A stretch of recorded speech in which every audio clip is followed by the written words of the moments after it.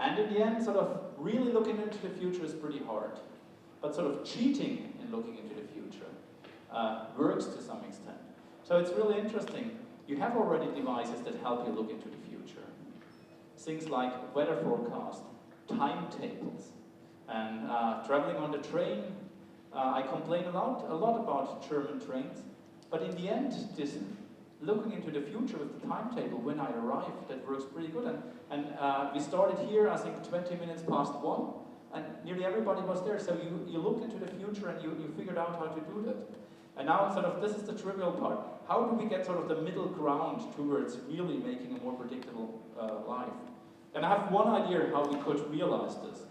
So let's assume we track everything. Each car, bus, train, truck, object, person. And we track them in real time with people. We track location, activity, food intake, whatever we can. And you find for all of those things research prototypes. So this is not something which is infeasible. And then let's monitor our environment. And again, here we find research prototypes, sensor networks, etc. We know the slippiness of a road, we know the temperatures.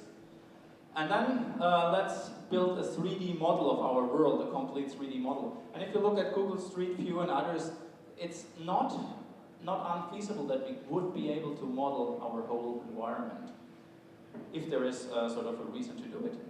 And now let's assume we have all this data, like all the speed, all the cars, all the road surfaces, everything. We could probably calculate very sensibly the next second. So you probably could calculate where the next second the cars are. So you probably could also predict accidents that can't be avoided anymore. And obviously, the longer you look out into the future, the harder it gets. And if you use a physics engine, what is typically used in games, we probably get to a few seconds which we can predict. But I think the interesting thing is we can rule out unlikely futures or impossible futures. So from robotics, we notice to prune basically your search space. So if you are here, you can't be within the next 10 minutes in New York.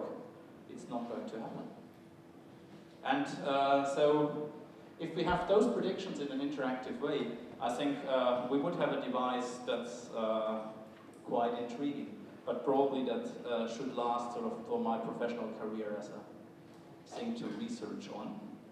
And with this I go to the discussion, and just summarizing what we had, and hopefully there are some questions. So Ubicomp is happening here and now. We don't just call it Ubicomp at the moment.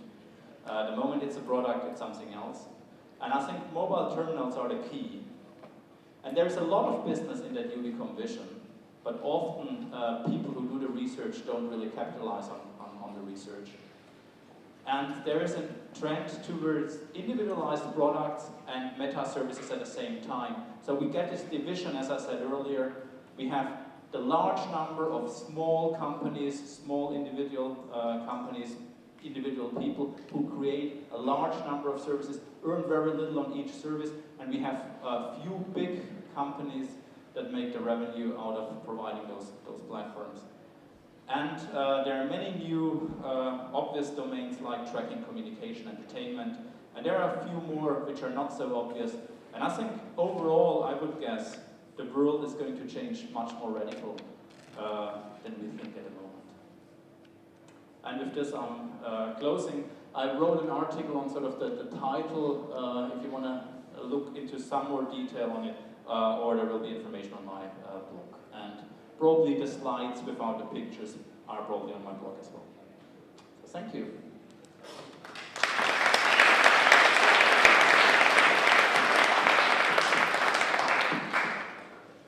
Okay, thank you very much, Professor Schmidt. Now, for a short while, the floor is open for questions.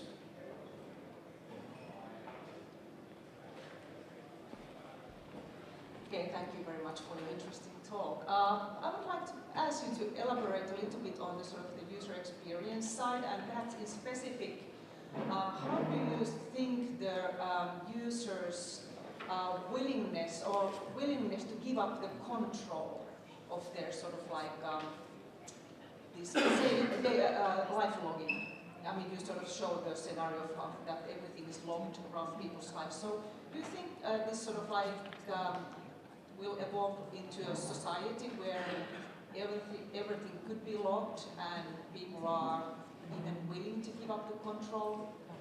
I think there are two questions. One is giving up control, and the other one is the logging question.